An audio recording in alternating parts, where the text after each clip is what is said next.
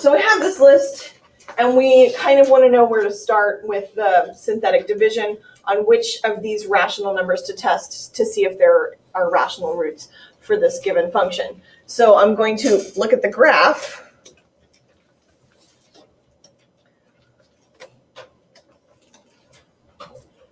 To help me decide which of these ratios we should choose. So we have, looking at the scale, since this is -5 and this is +5, what am I counting by? 1. Okay, so this root is between what two whole numbers? 0 and -1. This root is between what two whole numbers? This root is between what two whole numbers? 0 and 1. And this root is between what two whole numbers? 2 and 3. Do we have any roots that would represent this one out here? Do we have any possible rational numbers that are greater than 2 and less than 3?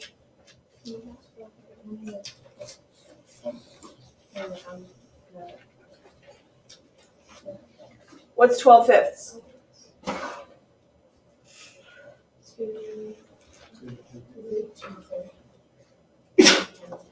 12/5 is 2.4. Could that maybe be 2.4? Maybe. It's possible. Okay. And what could this one be? Actually, it'd be. I just had the number in mind. I was thinking 1, 2. I thought it was 2/3. Is 2/3 on our list? Oh wait, no. Wait, oh no, I just missed. Okay, so 2/3. It looks honestly, it looks like 2/3, but is 2/3 in our list? I just wrote the 5 really funny and it looked like a 3. So since 2/3 is not in our list, what is 3/5? So maybe this one's 3/5. And this one, what does that look like? Looks like maybe -1/2. And what about this one? -3/2. So we have 4 rational numbers that are going to be reasonable for us to test. -3/2, -1/2, +3/5, and 12/5. So let's start at the left, and we'll test this direction. To the right, so we'll start with -3/2 and then we'll do -1/2 and see if we need to continue on from there.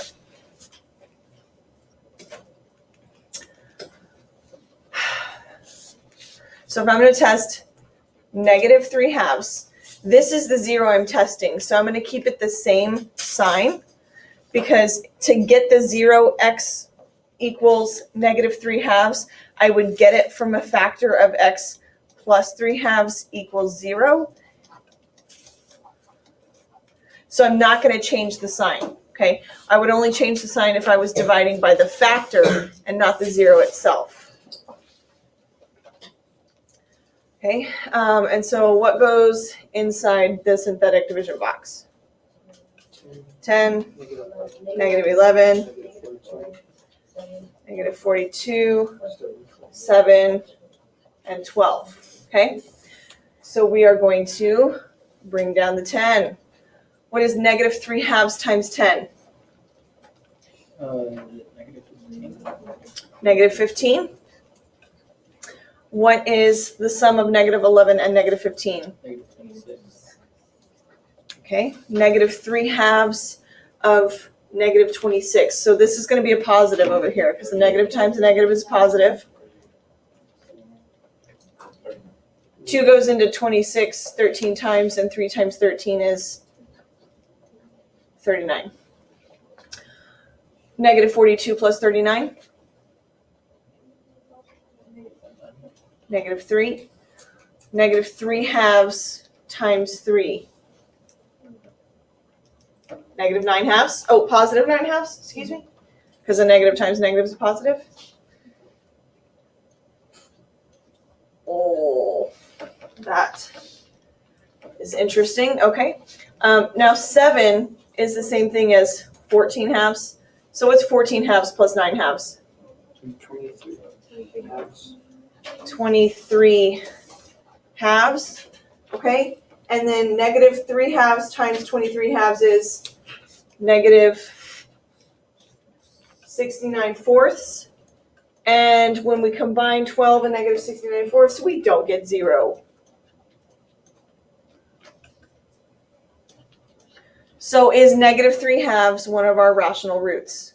No. No. So this is actually not negative 3 halves. It looked like it, didn't it? Okay, but it's not. So let's move to the next one, negative 1 half.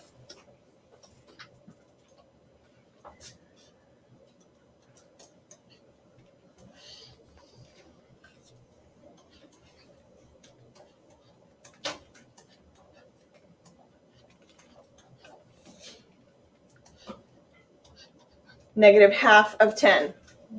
Negative 5. Combine. Negative 16. Negative 1 half of negative 16. 8. Combine. Negative 36. No, that's 34. Negative 34. Okay. Negative 1 half of negative 34. 17. 17. Combine. 24. Negative 1 half of 24. Negative 12. Combine. 0. 0. And what does that 0 mean? I mean, it's negative 1 half is a root. It means negative 1 half is one of our rational factors. Or zeros, rather. Not a factor. What is the factor?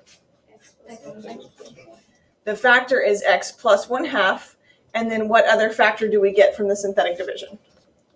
10x cubed minus 16x squared minus 34x plus 24.